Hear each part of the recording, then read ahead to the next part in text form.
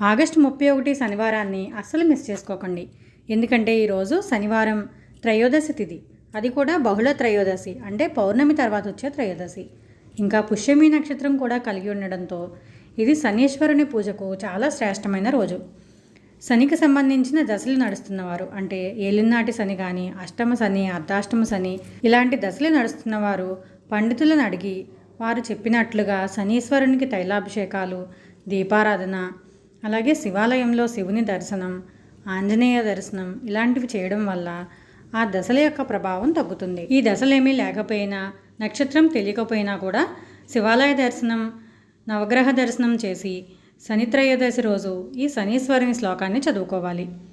ఓం నీలాంజన సమాభాసం రవిపుత్రం యమాగ్రజం ఛాయా మార్తాండ సంభూతం తం నమామి శనైశ్చరం.